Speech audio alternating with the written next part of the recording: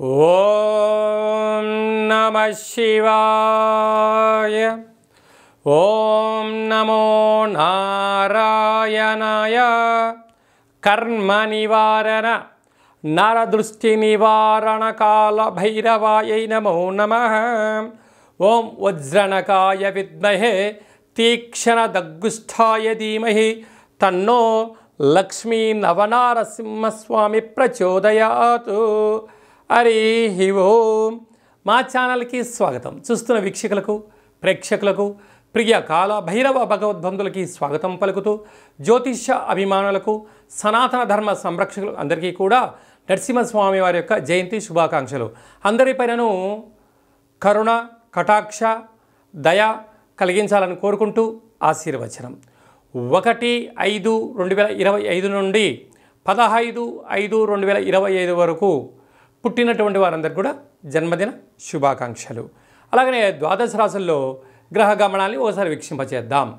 మేషరాశిలో రవి భగవానుడు ఏడాది తర్వాత సంచార స్థితి. వృషభ రాశిలో దేవగురు బృహస్పతి చివరార్ధ సంచార స్థితి. కర్కాటక రాశిలో కుజ భగవానుడు నీచభంగ రాజయోగ సంచార స్థితి. కన్యరాశిలో కేతు సంచార స్థితి. మీనరాశిలో చతుర్గ్రహ సంచార స్థితి. బుధ భగవానుడు, శుక్ర భగవానుడు, శని భగవానుడు, రాహు భగవానుడితో ద్వాదశ రాశుల్లో గ్రహ గమనాలు ఈ విధంగా ఉన్నాయి. మీనరాశి వారికి మధ్యమ ఏళ్లనాటి శని ప్రారంభం అయిన తర్వాత రాశిలోనే చతుర్గ్రహ సంచార స్థితి ఉండగా నరసింహస్వామి వారి యొక్క జయంతి కళ్యాణ మహోత్సవ కార్యక్రమంలో పాల్గొనడం వలన ఎలాంటి యోగం కలుగుతుందో, దోషం ఎలా తొలగించుకోవాలో ఈ వీడియోలో సవివరంగా సంపూర్ణంగా తెలుసుకుందాం. మీనరాశిలో ఏ నక్షత్రాలు వస్తాయి అనగా పూర్వాభాద్ర నక్షత్రంలో చివరి పాదం 4వ పాదము, ఉత్తరాభాద్ర నక్షత్రంలో 4 పాదాలు, రేవతి నక్షత్రంలో 4 పాదాలు కలిపితే మీనరాశి. రాశాధిపతి దేవగురు బృహస్పతి.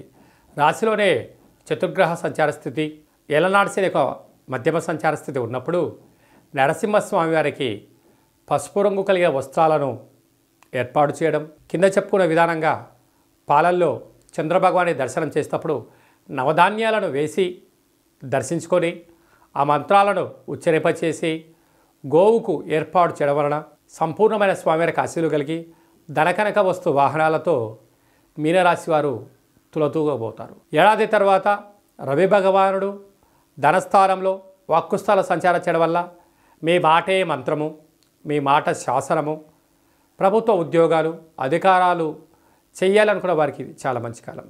తృతీయంలో గురువు ఉండడం వల్ల తల్లిదండ్రులతో, గురువులతో, అన్నదమ్ములతో, అక్కాచెలతో సఖ్యత చాలా అవసరమని చెప్పి గుర్తుపెట్టుకోగలగాలి.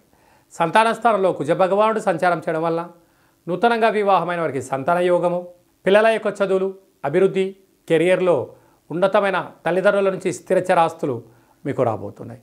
సప్తమంలో కేతు ఉండడం వల్ల జ్ఞానం, దానం, ఆధ్యాత్మికత, సత్ప్రవర్తన వలన ఆయురారోగ్యాలంతనూ కూడా మీనరాశి వారు సొంతమవుతాయి. కాకపోతే వేలకు తిండి, వేలకు నిద్ర, వేలకు విశ్రాంతి, సూర్య ఆరాధన, పక్షులకు, కుక్కలకు ఆహారాన్ని పెట్టడం వలన సకల దోషాలు తొలగిపోతాయి. సాఫ్ట్వేర్ ఉద్యోగస్తులు, హార్డ్వేర్ ఉద్యోగస్తులు, గృహ భవన నిర్మాణ కార్యక్రమం చేసేటువంటి వారు, హాస్యనటులు, డిజిటల్ మీడియాలో ఉండబడిన వారు ఎంతో జాగ్రత్తగా ఉండడం వల్ల బంగారు భవిష్యత్తు మీనరాశి వారి సొంతం కాబోతుందని చెప్పి గమనించాలి.